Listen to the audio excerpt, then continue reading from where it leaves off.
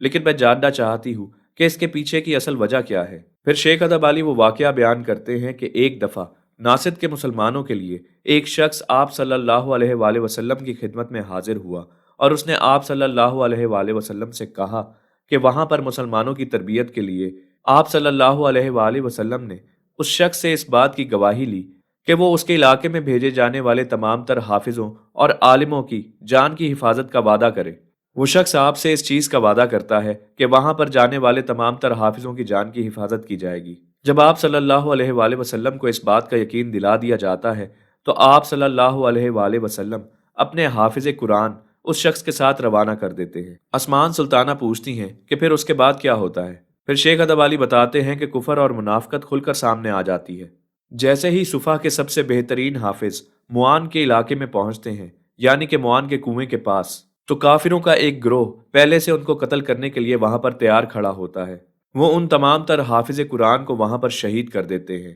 تقریباً 70 حافظ قرآن جو کہ صفا کے سب سے بہترین حافظ قرآن اور عالم ہوتے ہیں، ان کو شہید کر دیا جاتا ہے، اور جو معاہدے کے طور پر آپ صلی اللہ علیہ وآلہ وسلم نے شرائط لکھائی ہوتی ہیں وہ ان کو بھی نہیں پڑھتے۔ جب حافظوں کی شہادت کی خبر مدینہ منورہ میں پہنچتی ہے تو وہاں پر موجود تمام تر لوگوں کے دل پھٹتے ہیں۔ وہ یہ جان کر رونے لگتے ہیں کہ ان حافظ قرآن کو شہید کر دیا گیا ہے، اور کافروں کو اس بات پر بہت خوشی ہوتی ہے۔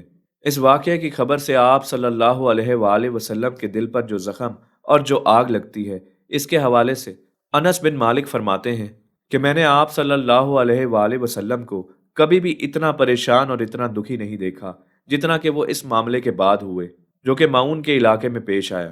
آپ صلی اللہ علیہ وآلہ وسلم کا دل اتنا دکھی تھا کہ آپ نے پورے 1 مہینے تک فجر کی نماز کے بعد ان لوگوں پر لعنت بھیجی جنہوں نے حافظ قرآن کو شہید کیا تھا۔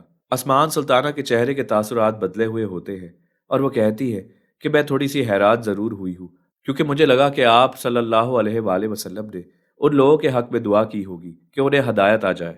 شیخ ادب علی جارحانہ انداز میں کہتے ہیں کہ اگر ظالموں پہ ترس کھایا جائے تو ظلم کو خود بخود تقویت ملتی ہے۔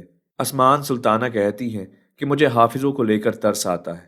شیخ ادب علی جواباً کہتے ہیں کہ ان پر ترس کھانے کی کوئی ضرورت نہیں، کیونکہ وہ تمام تر لوگ شہید ہوئے ہیں۔ وہ اللہ کے رسول صلی اللہ علیہ وآلہ وسلم کی دعا پا چکے اور یقیناً جنت میں اعلیٰ مقام و مرتبے پر فائز ہوں گے۔ آپ کو ان کے بارے میں ترس کھانے کی ضرورت نہیں۔ اسمان سلطانہ کہتی ہیں کہ وہ اللہ کے فضل و کرم سے حافظ قرآن تھے اور اس کے ساتھ ساتھ وہ اصحابہ کرام بھی تھے، تو دکھی ہونا تو بنتا ہے۔ شیخ ادب علی جواباً کہتے ہیں کہ آپ کو دکھی ہونے کی کوئی ضرورت نہیں، کیونکہ ہمارے لیے سب سے بہترین منصب شہادت ہے، لیکن آپ کو اپنے آپ کو لے کر ڈرنا چاہیے کہ کہیں آپ کا حال ان کافروں کے ساتھ نہ ہو جنہوں نے مسلمانوں پر ظلم کیا۔ یقیناً آپ کو احتیاط سے کام لینا چاہیے۔ اس بات سے ڈرا کرو کہ تم حقیقت سے اپنا منہ موڑ لو، کیونکہ جو بھی شخص حقیقت سے منہ موڑتا ہے وہ آخر کار رسوا ہوتا ہے، اور رسوا انسان کا انجام بہت برا ہوتا ہے۔ تمام تر لوگ اس سے عبرت حاصل کرتے ہیں۔ یہ کہہ کر شیخ ادب علی وہاں سے چلے جاتے ہیں۔ دوسری طرف مار مراچک قلعے کا منظر دکھایا جاتا ہے۔ الچیچہ خاتون جو کہ اپنے کمرے میں موجود رو رہی ہوتی ہیں اور اپنے سامان کو باندھ رہی ہوتی ہیں، وہ خود سے باتیں کرتی چلی جاتی ہیں۔ وہ کہتی ہیں کہ میرے لیے کوئی اور چارہ ہی نہیں چھوڑا کہ میں اپنے والدین کے ساتھ رہ سکوں۔ آپ لوگوں نے میری مرضی کے بغیر ہی میرا رشتہ طے کر دیا، اور وہاں پر جہاں میں بالکل بھی شادی نہیں کرنا چاہتی۔ اب میرے پاس اس کے علاوہ اور کوئی رستہ نہیں کہ میں یہاں سے چلی جاؤں۔ ابھی الچیچک یہ بات کر ہی رہی ہوتی ہے کہ اسی دوران مینجی اس کمرے کا دروازہ کھول کر اندر داخل ہوتی ہے۔ پھر وہ الچیچک کے پاس آ کے کہتی ہے کہ میری خوبصورت بیٹی، میں تم سے بات کرنا چاہتی ہوں۔ کیا تم ہمارے اس فیصلے سے خوش ہو؟ مجھے تم مایوس دکھائی دیتی ہو۔ الچیچک خاتون جواباً کہتی ہے کہ میں اس فیصلے سے بالکل بھی ناخوش نہیں ہوں، جو فیصلہ میرے والدین نے، یعنی کہ آپ نے اور اوقتب بے نے کیا ہے، اور والدہ سلطانہ بھی اس میں شامل ہے، اس سے میں ناخوش کیسے ہو سکتی ہوں؟ بیجی خاتون جواباً کہتی ہیں کہ تم نے یہ بات کر کے مجھے خوش کر دیا ہے۔ اس کے بعد وہ الچیچک کو گلے لگاتی ہیں۔ جیسے وہ اس سے گلے ملتی ہیں تو دیکھتی ہیں پیچھے سامان بندھا ہوا ہے۔ وہ دیکھ کر بیجی خاتون تجسس سے پوچھتی ہے کہ الچیچک، یہ سامان تم نے کس لیے باندھ رکھا ہے؟ الچیچک جواباً کہتی ہے کیا شادی کے بعد مجھے تجارت کرنے کی اجازت نہیں ملے گی؟ اور میں جانتی ہوں کہ میں دلہن بننے جا رہی ہوں، لیکن کیا میں اپنے کام کو چھوڑ دوں گی؟ بینجی خاتون کہتی ہے ماشاء اللہ، میری بیٹی مکمل طور پر خوش دکھائی دے رہی ہے، اور وہ خود کو تجارت کے کاموں میں مصروف بھی رکھنا چاہتی ہے۔ مجھے تم پر فخر ہے الچیچک خاتون۔ चलो फिर जल्दी से जाओ और बाजार के काम करने के बाद वापस आ जाओ। अलचीचा खातून ये सुनते ही वहां से चली जाती है। उसके बाद बेंजी खातून अपने सिपाही को आवाज लगाती है। जैसे ही वो आता है, बेंजी खातून उससे कहती है कि बेअंदर को बताओ कि उसकी होने वाली बीवी किसी और के साथ भागने जा रही है। दूसरी तरफ करारगाह का मंजर दिखाया जाता है, जहां उस्मान साहब अपने सिपाहियों के साथ मौजूद होते हैं और वो कहते हैं कि कांता की जिन्नत वो वाहिद शख्स है जो एम्परर के मरने के बाद तख्त पर बैठेगा, और एम्परर कितना अहमक इंसान है कि उसको ये नहीं मालूम कि कांता की जिन्नत उसी को मरवाना चाहता है। बहरहाल मैंने 2 मरतबा एम्परर को बचाने की कोशिश की, लेकिन उस अहमक इंसान को बात समझ ही नहीं आती।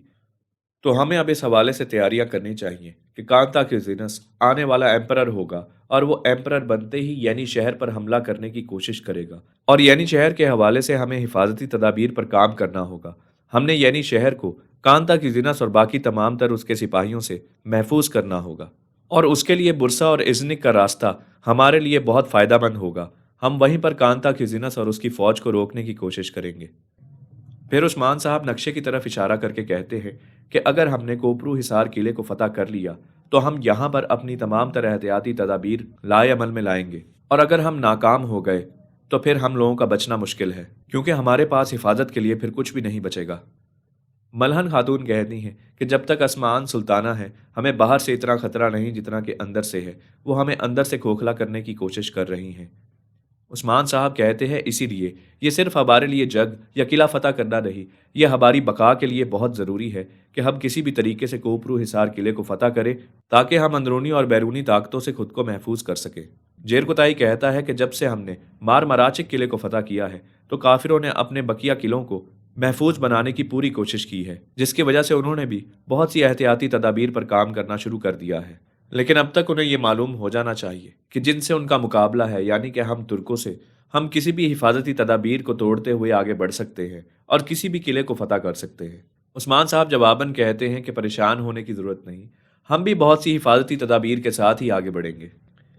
फिर उस्मान साहब कोनूर अल्प से कहते हैं कि आप बताइए कि आपके पास क्या मालूमात हैं। कोनूर अल्प जवाबन कहते हैं कि उन्होंने अपनी हिफाजती तदाबीर में इजाफा तो किया है, अपनी दीवारों को मजबूत भी बनाया है, इर्द गिर्द गड्ढे भी किए हैं, लेकिन उसके बावजूद शुमाली तरफ जो उनकी दीवार है वो इतनी मजबूत नहीं। हम वहाँ से अंदर दाखिल हो सकते हैं, और जो मालूमात हमें गुरबूज अल्प ने दी हैं, हम उससे इस्तफादा हासिल करके उस किले को फतह करने में कामयाब हो सकते हैं। उन्होंने अपनी तरफ से शुमाली दीवार को मजबूत बनाने की कोशिश की है, लेकिन वह मुकम्मल तौर पर मजबूत नहीं हुई।